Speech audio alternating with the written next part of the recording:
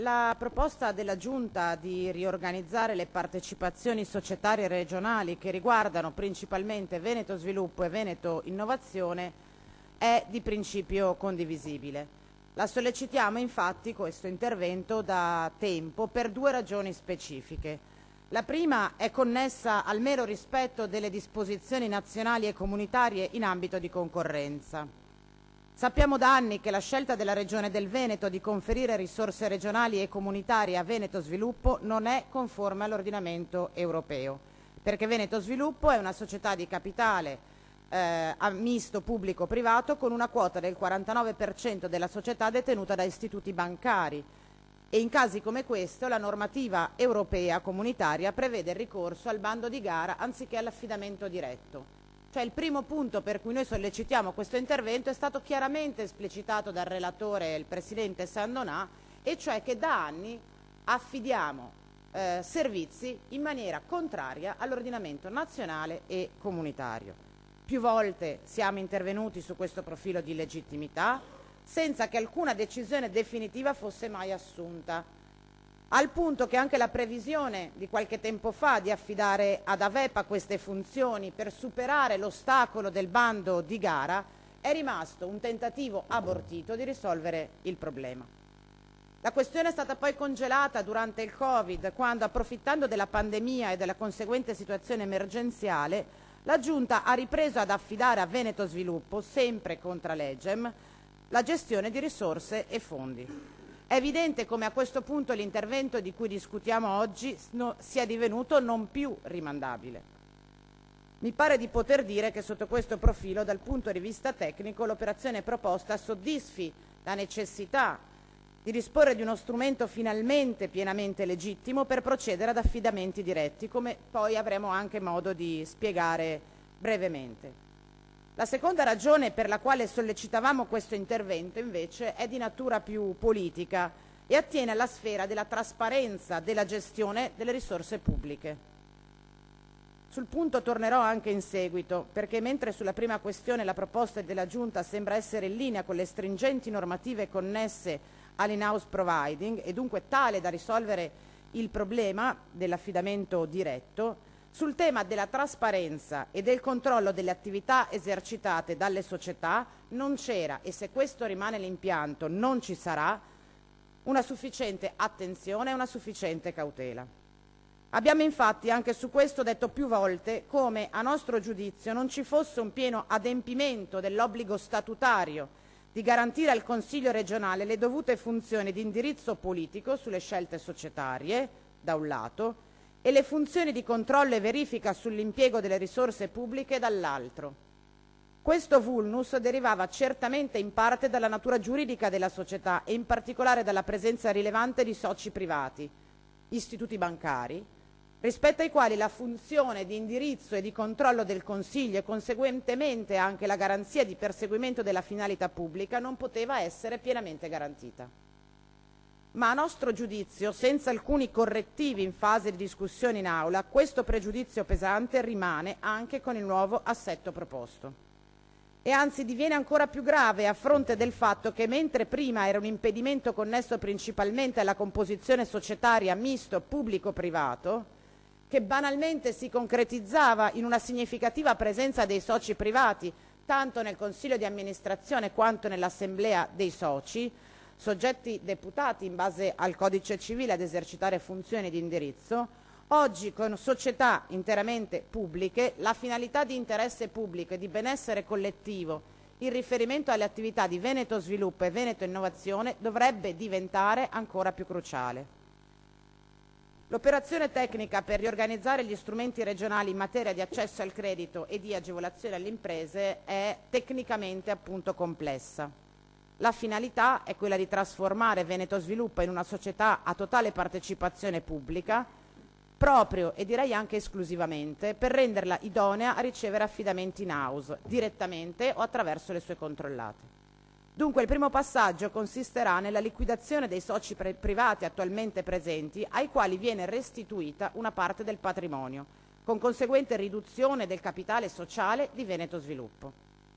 La quantificazione della somma da liquidare è stata certamente valutata da una perizia attendibile e corrisponde al valore di mercato inferiore al valore nominale dell'azione, quindi relatore Sandonà, nessuno sconto o nessun risparmio, liquidiamo ai soci privati esattamente il valore di mercato delle azioni e verrà corrisposta in parte in cash attraverso appunto il patrimonio che è già della disponibilità di Veneto Sviluppo e in parte tramite la cessione di quote di uno dei due fondi chiusi già di proprietà di Veneto Sviluppo. Stiamo naturalmente parlando di un fondo chiuso a rischio molto basso e a buon rendimento. Non regaliamo nulla ai soci privati e agli istituti bancari.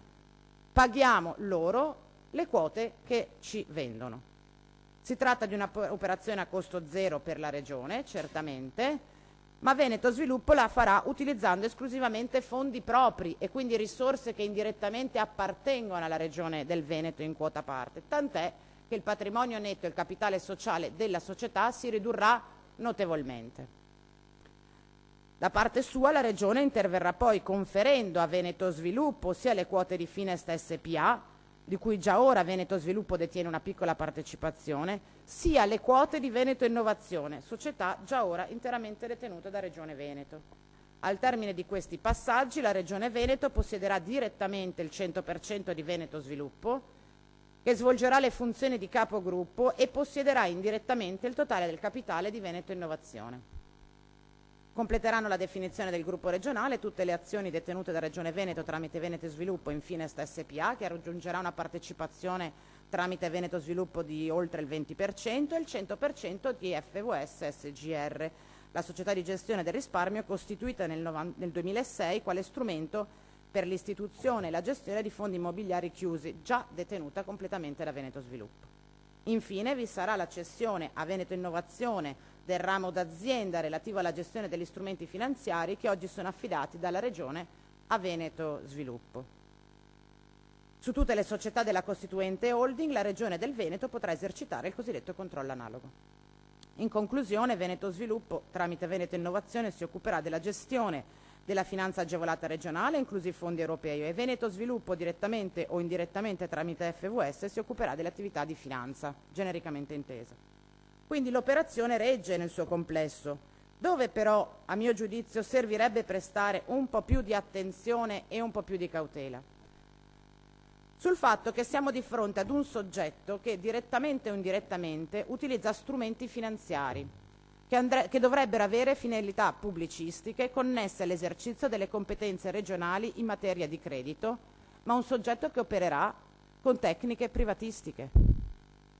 Infatti, sebbene la forma societaria sia di tipo privatistico e si richiama infatti a norme e regole del codice civile, la sostanza di queste società dovrebbe essere pubblica.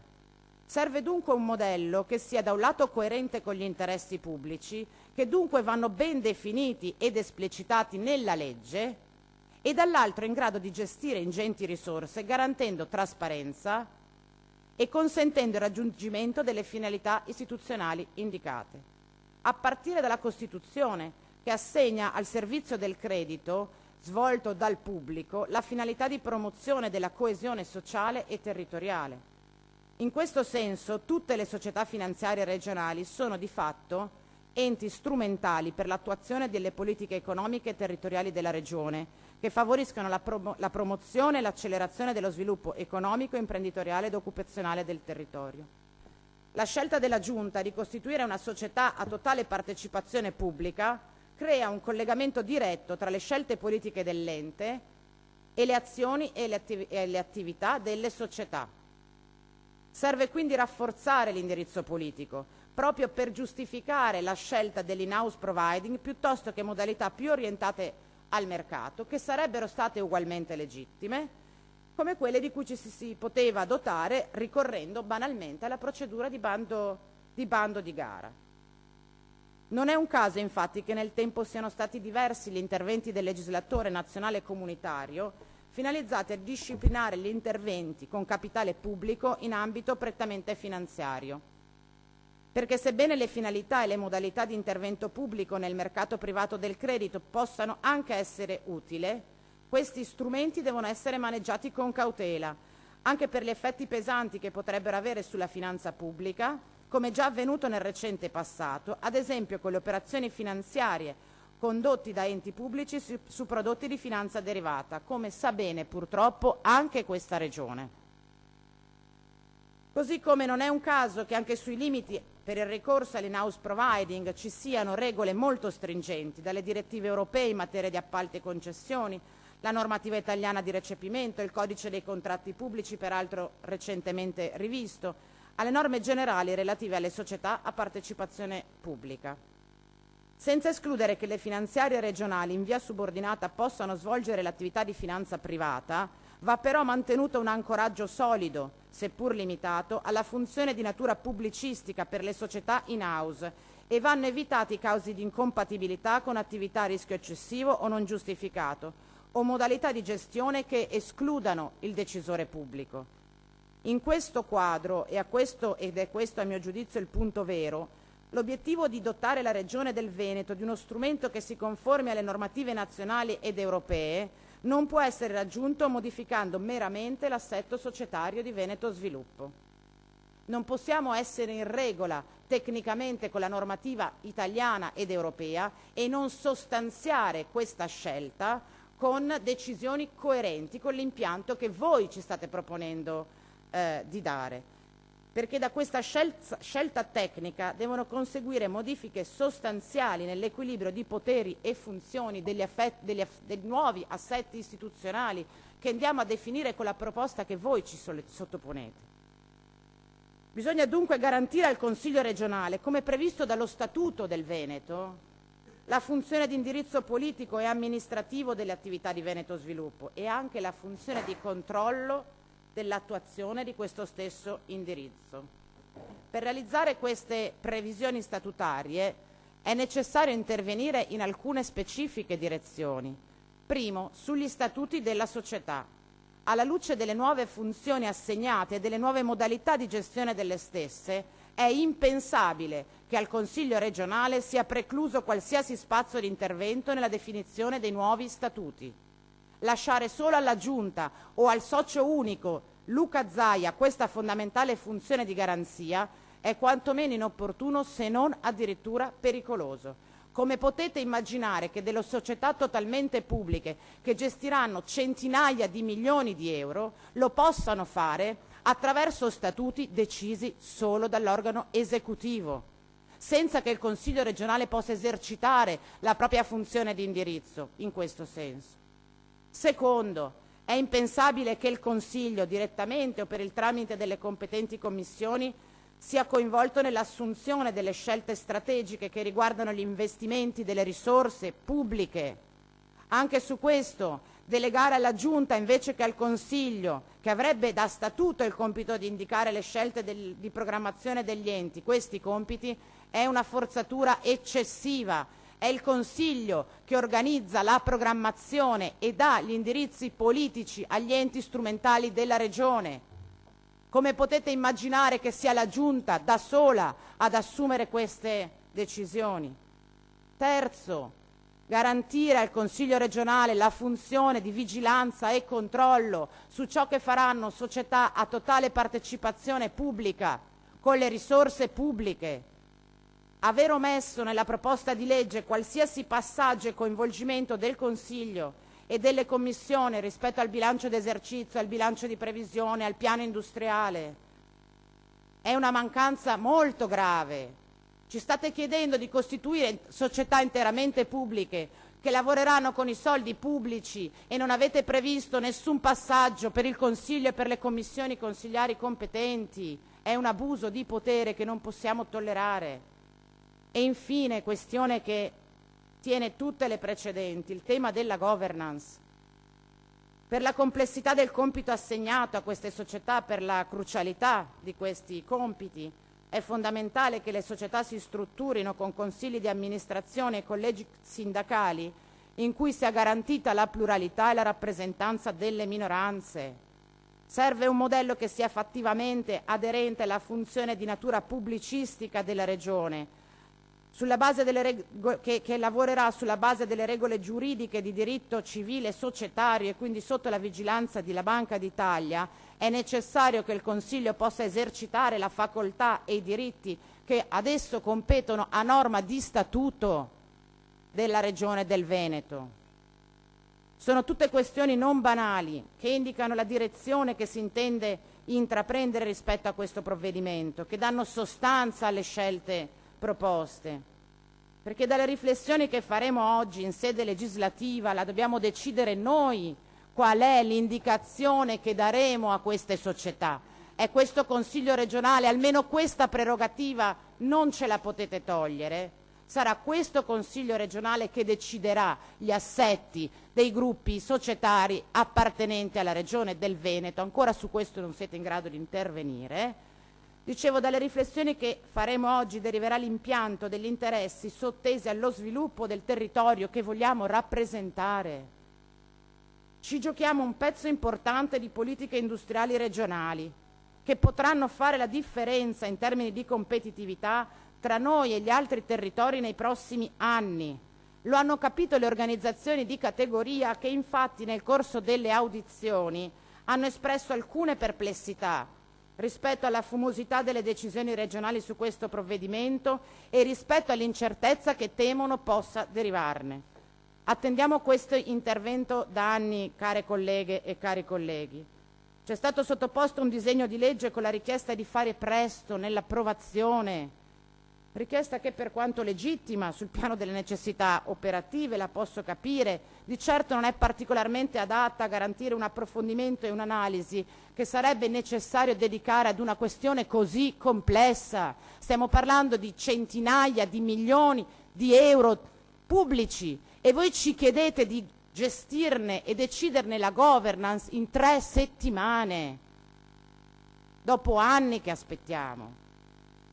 Io penso che abbiamo predisposto un'azione emendativa molto corposa che al netto della quantità o della qualità degli emendamenti ha esattamente la finalità di costruire una coerenza tra lo strumento che voi avete individuato, società a totale partecipazione pubblica, e l'obiettivo politico che questa scelta dovrebbe avere. Non sono società a totale partecipazione della Giunta o del Presidente del Consiglio. Sono società a totale partecipazione di questo Consiglio regionale e delle risorse delle cittadine e dei cittadini del Veneto. Non potete utilizzare uno strumento tecnico soltanto per non avere problemi con la Corte dei Conti e con l'ANAC e dimenticarvi la politica.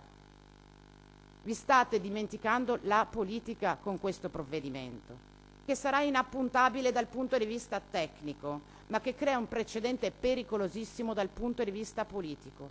Le centinaia di milioni di risorse che noi affideremo a Veneto Innovazione e a Veneto Sviluppo saranno le risorse che noi dovremo impiegare nei prossimi anni per definire finalmente delle politiche industriali per un territorio in difficoltà. Davvero pensate che una scelta così strategica non sia compito di questo Consiglio regionale? Davvero pensate che possa essere semplicemente la Giunta a spiegare e indicare come utilizzare queste risorse? Guardate, io lo trovo un atto di un'arroganza politica senza precedenti. Le scelte operative le faranno i consigli di amministrazione, le assemblee dei soci e in parte anche la Giunta. Ma il diritto-dovere di questo Consiglio regionale di orientare le scelte strategiche rispetto all'utilizzo delle risorse pubbliche non può essere regalato né alla Giunta né ai dirigenti pubblici, che devono eseguire le indicazioni che da questo Consiglio provengono. Per tutte queste ragioni confidiamo che la manovra emendativa che abbiamo presentato sia presa seriamente in considerazione, perché pensiamo che rischia di essere l'ennesima occasione persa, l'ennesima cambiale in bianco che voi chiedete a questo Consiglio regionale di sottoscrivere a favore della Giunta. Io penso che quando si parla dei soldi dei veneti e delle imprese di questo territorio, cambiali in bianco, noi non siamo più disposti a sottoscriverle. Grazie.